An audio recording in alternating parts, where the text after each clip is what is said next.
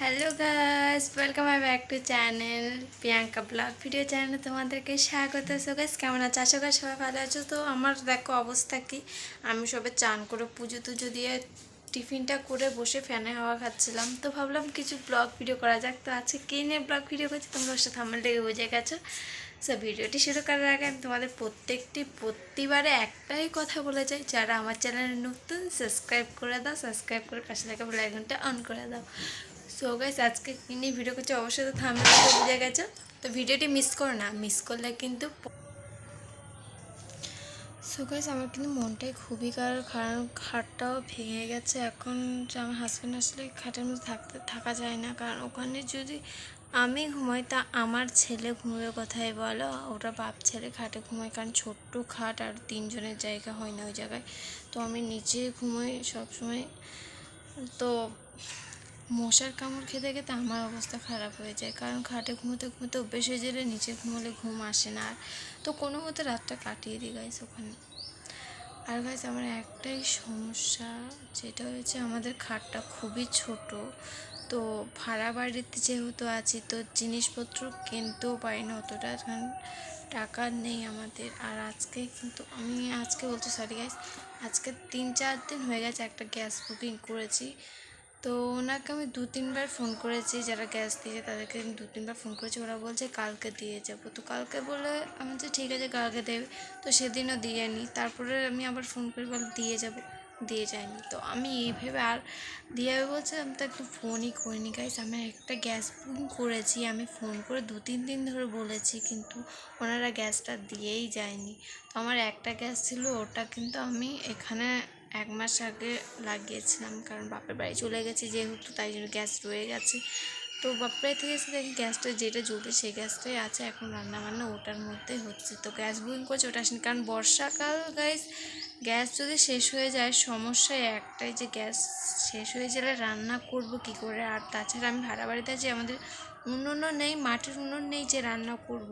তো আমি আমার বাপের বাড়িতে যখন গেছিলাম একটা মাটির উনুন বানিয়েছিলাম। তো আমার মা বলছে এটা কিন্তু হয়নি, মানে ওটা ছোট হয়ে গেছে, ওখানে আগুন দিলে মানে যেটা যে উনুন কাঠটা জ্বালায়, কাঠের যে গুঁড়োগুলো থেকে যে পুরো ছাই কয়লা থেকে যে ওগুলো বের করতে সমস্যা হয়ে যায় বেশি, কারণ আমি উনুনটা ভালো করে বানাতেই পারিনি। তো গাইস, আমি কিন্তু উনুন বানাতে পারি, আমি উনুন বানাতেই পারবো অলরেডি, কিন্তু ঘরে আমার একটা সমস্যা, আমি কিন্তু কালি জিনিস মাজতে পারি না। আমার কী বলো, ধোঁয়ার মধ্যে না শ্বাসকষ্ট হয়। একটা ধোঁয়া যে আসলে তো একটা ধোঁয়ার মধ্যে কেউ থাকতেই পারে না, একটা গ্যাস জিনিস জাতীয় জিনিসটার মধ্যে কেউ থাকতেই পারে না। যখন সেটা নাকের মধ্যে ঢুকে, যেটা শরীরের মধ্যে প্রবেশ করে, তখন কিন্তু অবস্থা খারাপ হয়ে যায় এমনিও। তো আমি কিন্তু গাইস 2 সেকেন্ড কেন 1 সেকেন্ডও থাকতে পারি না, আমি ওরকম ধোঁয়ার মধ্যে আমার শ্বাসকষ্ট শুরু হয়। বিশেষ করে রোদের মধ্যে আমি বেশিক্ষণ দাঁড়িয়ে থাকতে পারি না, আমার পেটের ভিতরে ব্যথা করতে শুরু করে, আর শ্বাসকষ্ট শুরু হয়ে যায়, নিঃশ্বাস নিতে কষ্ট হয়ে যায়। যদি আমি নিজে বিশ্রাম না নিই, কোথাও যদি বসে যদি আমি একটু আরাম না করে, তাহলে আমার অবস্থা খারাপ হয়ে যায় গ্যাস। এই কারণে আমি উনুনটা ইউজ করি না, মাটির উনুন। তো এই জন্য গ্যাস নিয়েছিলাম ডবল সিলিন্ডার। তো একটা সিলিন্ডার তো আমার অলরেডি জ্বলতেছে, আরেকটা সিলিন্ডার বুক করেছিলাম বর্ষাকাল, তাই শেষ হয়ে যাবে কখন শেষ হবে তখন বোঝাও যাবে না, এই কারণে। তো গ্যাসটা কিন্তু দিয়ে যায়নি। তো গ্যাসটা না দিয়ে যাওয়ার ওই টাকাটায় কিন্তু আমি অলরেডি 500 টাকা মানে 1000 টাকা খরচা হয়ে গেছে। তো এবারে কিন্তু আমার হাজব্যান্ড, তোমাদেরকে আগেও বলেছি, আমি এখনও বলছি, আমার হাজব্যান্ড কিন্তু শুধু 1000 টাকায় ঘর সংসার চালানোর জন্য দেয়। আর ওই 1000 টাকা থেকে কিন্তু আমি বাজার খরচা থেকে টুকটাক টাকা জমিয়ে রেখে কিন্তু জিনিস কেনার চেষ্টা করি। তো কালকে রাতে না আমার ছেলে যে একটা মগ কিনেছিলাম, প্লাস্টিক ফাইবারের মগ। তো ও কী করেছে, একটা মাতুল নিয়ে এমনভাবে ছুটে এসে হুজুটকে ওই মাতুলটা মগের মধ্যে দিয়েছে একটা ঢুকিয়ে, তো মগটা ফেটে গেছে। প্লাস ফাইবারের জিনিস যে ভাঙে না সেটা আমি ভালো করে জানি, কিন্তু এটা তো গেল, একটা মাতুল দিয়েই শেষ। কিনেছি 1 মাসও যায়নি গাইস, কি বলবো, এইটা নিয়ে দুটো ভাড়া করে গেছি। তো আমার নিজের বাস্তু বাড়ি থাকতে কিন্তু আমি একটা মগ কিনেছিলাম, তো প্রথমে ওটাও ভেঙে দিল। তো ভাড়া বাড়ি গেছিলাম প্রথম সেদিন একটা কিনেছিলাম, ওটাও ভেঙে দিচ্ছে। এই নেক্সট মানে তিনটে জিনিস আমার ছেলে ভেঙে দিচ্ছে। আমার ঘরে কিন্তু নতুন জিনিস আনলেই 1 মাসের বেশি টেকে না, ওটা কিন্তু তারাকেশ্বর গেছিলাম, ওখান থেকে একটা ঘুমটি এনেছিলাম গাইস বাজানোর জন্য। ওটার ওপরের ডানটাই উড়িয়ে দিয়েছে। ওটা না হয় একটু টিকে আছে, না হলে ওটা ঠিক তো না। তো ওখান থেকে কি করছো গাইস? দেখো আমার ছেলে, বৃষ্টি এদিকে বৃষ্টি পড়ছে ফোঁটা ফোঁটা, আর সে যে ওখানে নাচ করতেছে। আর এই বর্ষার দিন আসলে আমার একটাই সমস্যা, একে চিৎকার করতে করতে আমার গলাটাই ব্যথা হয়ে যায় গাইস। এই চলে আসো। এই পোড়াটা না কথাই হনে না একদম।